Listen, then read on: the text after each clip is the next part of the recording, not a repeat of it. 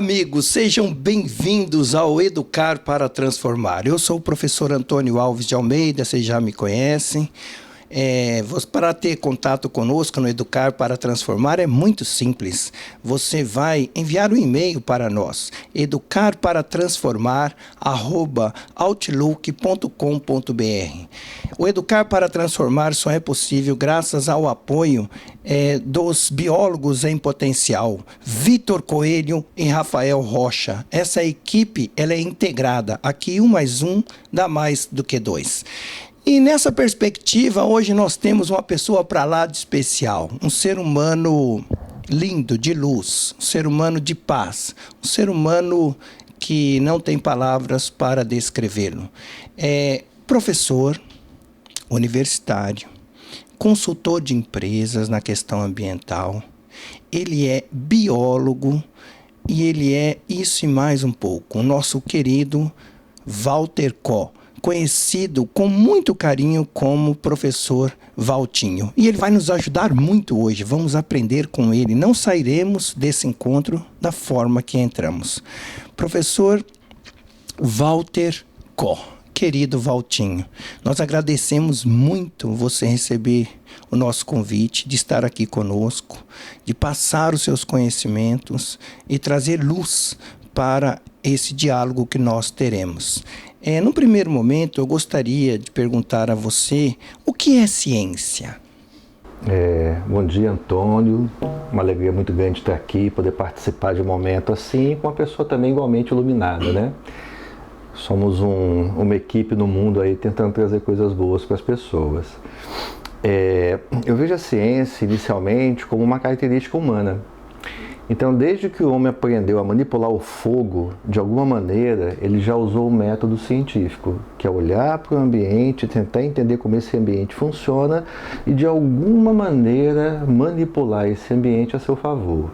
Então, eu vejo a ciência hoje como um método científico capaz de analisar a realidade e compreender essa realidade através dos seus processos. Então, por exemplo, a saúde e a doença são processos. Encefalite, faringite, gripe, leucemia e o curso ainda não. Então, se eu entendo o processo da doença através de um vírus ou uma bactéria, eu consigo também compreender um processo para chegar até a cura.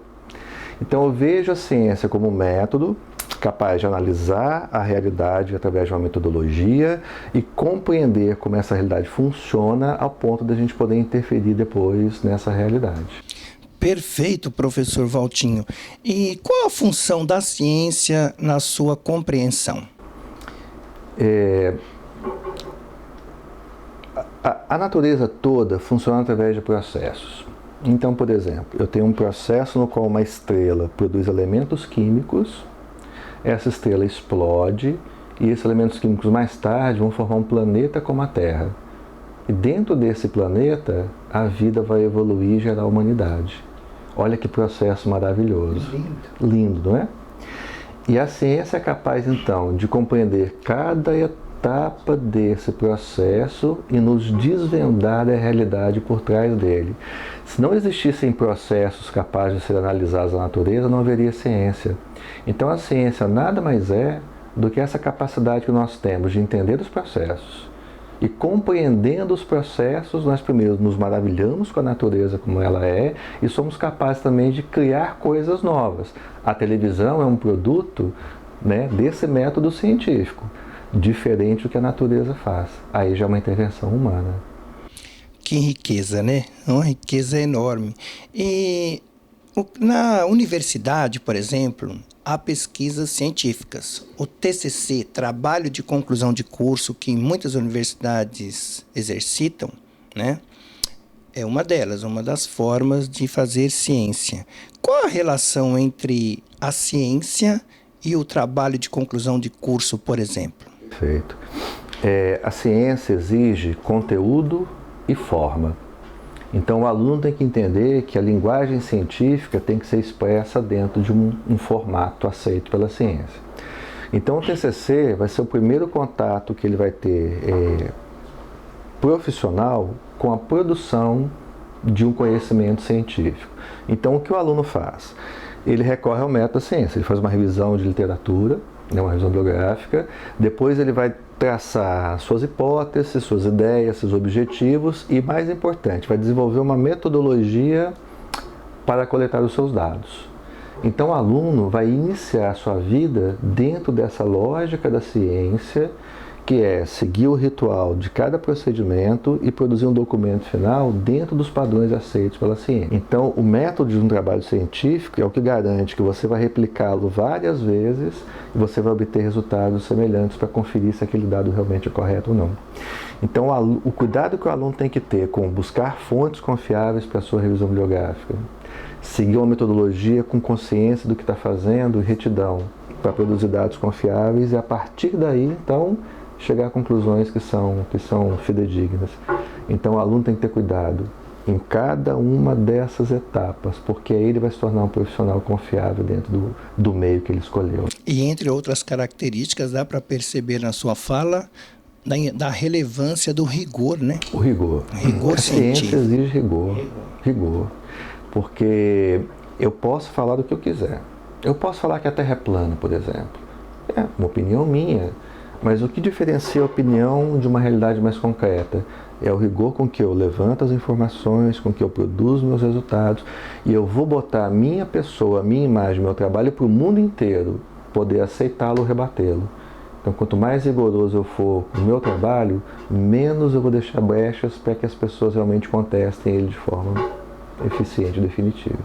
Perfeito, professor Walter. E nas ciências humanas, por exemplo, os nossos alunos universitários em geral, eles vão muito a campo.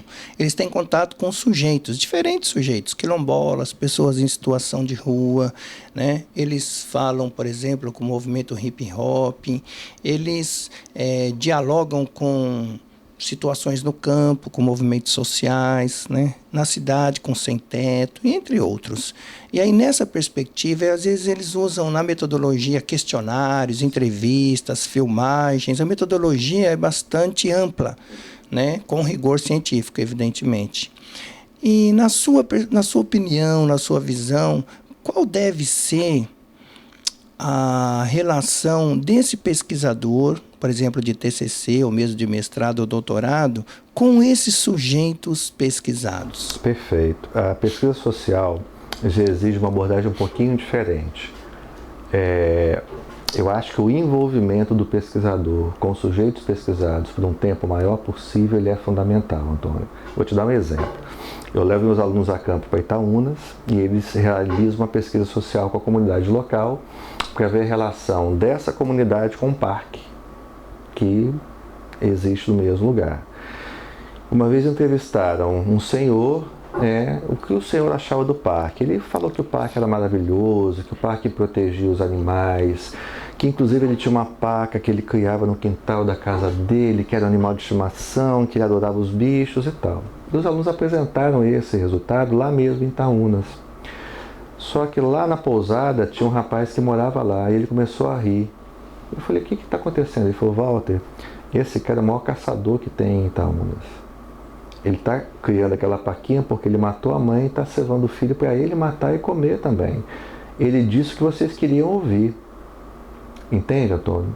Perfeito. Então, se você simplesmente conversar com as pessoas, elas podem falar o que você quer ouvir, mas só a convivência no local, com um tempo maior, você se envolvendo com aquela comunidade, aí você vai ser capaz de ter um olhar mais real do seu objeto de estudo, do que você realmente está querendo daquela comunidade social. E o mais importante, ser capaz de retornar a essa comunidade com os resultados e ajudá-la no que você conseguiu coletar de informação.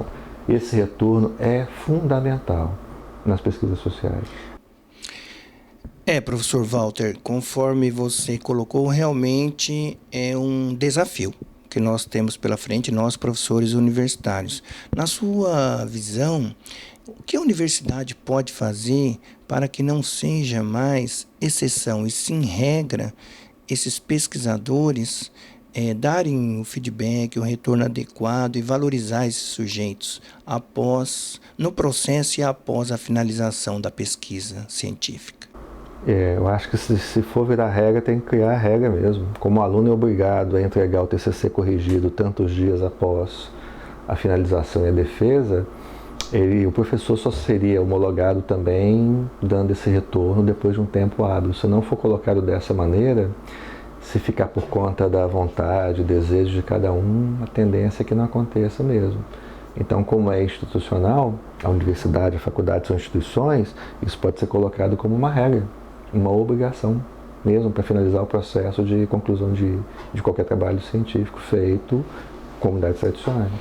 E até porque é uma questão também ética, né? E de justiça com esses sujeitos pesquisados. Né? Mas, Antônio, nós caminhamos bem na ética e na justiça ultimamente?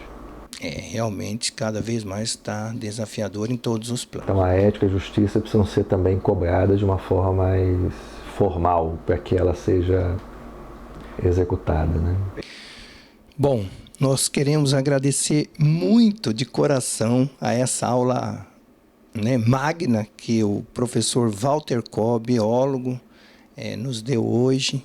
Foi um crescimento enorme, professor Walter.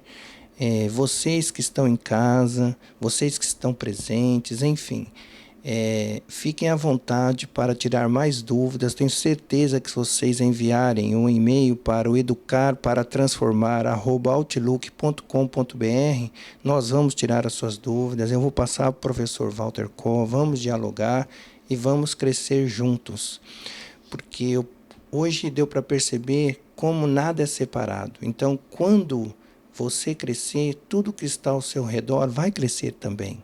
Quando eu cresço, tudo que está ao meu redor cresce. Então vamos crescer juntos, vamos somar. 1 mais 1 aqui vai dar mais do que 2, como nos ensina Edgar Morin. E queridos amigos, a vida nos é dada para grandes coisas. O conhecimento é fundamental. E a pessoa que tem tanto conhecimento como o professor Walter tem tanta simplicidade. Na verdade, ser simples é ser grande.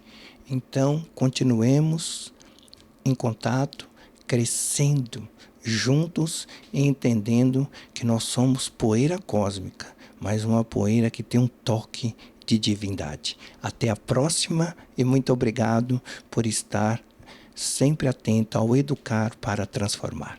Obrigado.